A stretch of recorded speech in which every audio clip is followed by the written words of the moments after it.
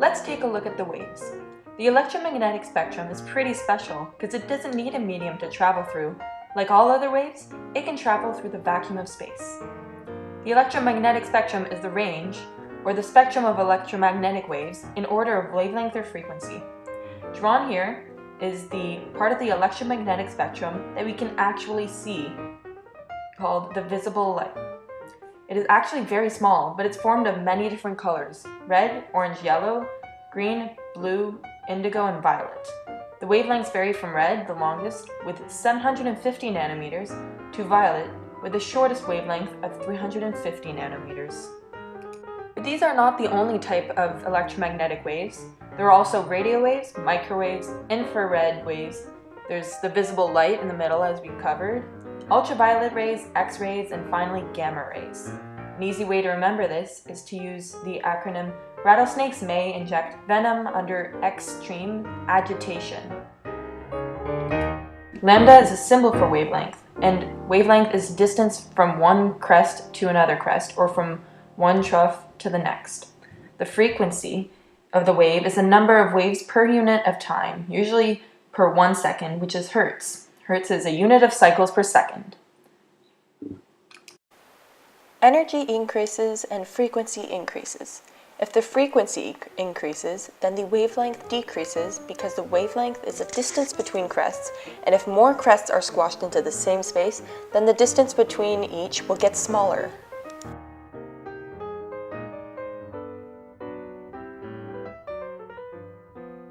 Now we talk about the Bohr model. Cool stuff. Bohr proposed that electrons can only have a specific amount of energy called quanta, singular quantum, and that each specific amount of energy corresponded to a specific energy level at a certain distance from the nucleus. These energy levels are called the principal quantum number and are represented by the letter n. N is an integer with values from 1 to infinity, and the larger the number, the greater the distance from the nucleus and the larger the energy associated with that energy level. As the value of n increases, the distance between energy levels gets smaller and they get closer together. But first, a couple of things that Bohr said that are super important to remember. First of all, additional electrons always occupy the lowest available energy level. Second, the maximum number of electrons in any energy level is given by the equation 2n to the power of 2. In the diagram, an electron is represented by the arrow. Electrons always want to be at the lowest possible energy level. This is its ground state. If we add energy to the atom, the electron absorbs the energy and jumps up energy levels to a higher one. The electron is now in an excited state.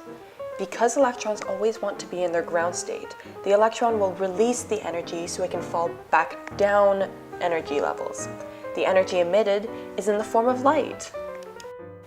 So when an electron jumps to a high energy level and falls back down, it will emit a different light frequency than if it jumped to a lower one. Why is that? Well, the energy difference is greater when it jumps to a really high energy level, and so it has to release a lot of energy. As we learned earlier, the higher the energy of a wave of light, the higher the frequency. So the amount of energy it releases is dependent on the size of the jump, difference in energy levels, and the final energy level that the electron lands. Because each atom has different quanta energies for different energy levels, each element has its own characteristic line spectrum. Now let's talk about the hydrogen emission spectrum. Now what does that mean? Let's just use hydrogen as an example because it's a simple atom. Technically, you can make an emission spectrum for any element in the periodic table. But hydrogen is a good example because it is a simple atom, one proton and one electron. Well, as we said, when we give an electron energy, it jumps energy levels. These energy levels are all a specific energy and distance from the nucleus. The visible lines we see in the above diagram of the hydrogen emission spectrum are emitted when we give an electron energy, and it falls back to the second energy level, N2. When an electron falls to the N2, this is the Balmer series. There are discrete lines observed because when they jump energy levels, a discrete amount of energy is released. Remember how we said that as n increases, the energy increases and the distance between n decreases? Well, when it comes back into view, take another look at the spectrum. The smaller the wavelength, the higher the frequency, right? The higher the frequency, the higher the energy. So, by that logic, red, with the highest wavelength, therefore the lowest frequency and energy, must be falling from an energy level closer to the nucleus. And as we increase the energy and frequency, the lines get closer together because the energy levels in the atom get closer together. Eventually, the energy levels get so close together that the emitted frequencies get also close together, and that creates a continuous spectrum.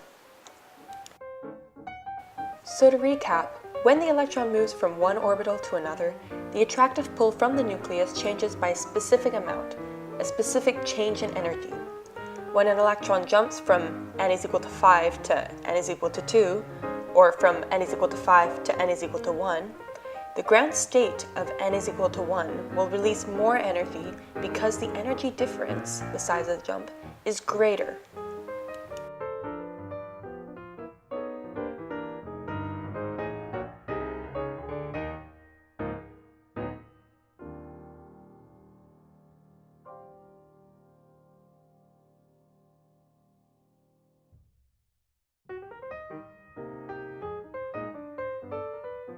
Now, we mentioned the Balmer series for when an electron falls to n is equal to 2, but there are names for the first 5, so here they are. The first one is Lyman, second is Balmer, then there's Passion, Brackett, and Pfund.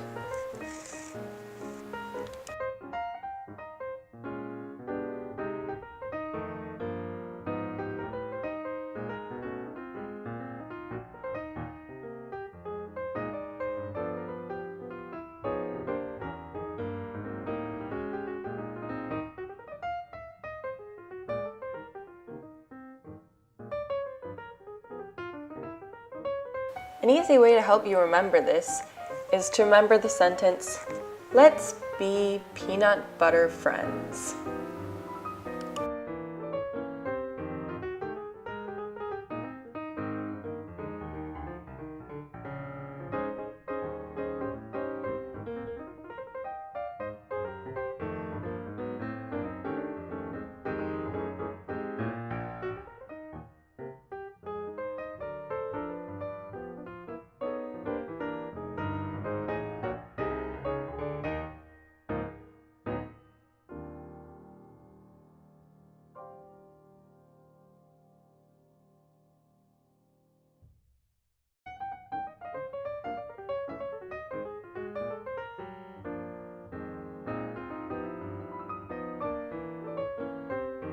By substituting the new equation, which is E is equal to hf, into the previous equation, which is C is equal to f lambda, we've come up with a new equation, which is E is equal to hc over lambda.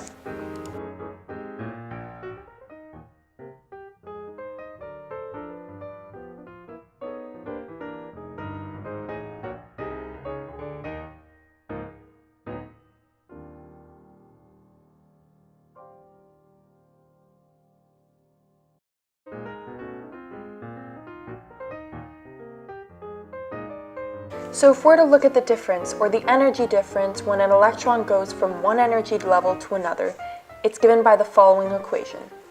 A negative value indicates that an electron is going from a higher level to a lower one, therefore energy is being released.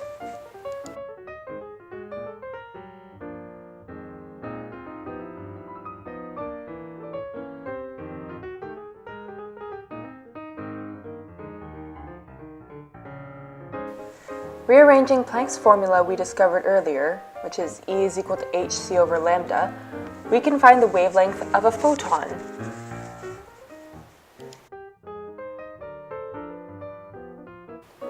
And this is it. Congratulations, you got through another Crash Course Chemistry.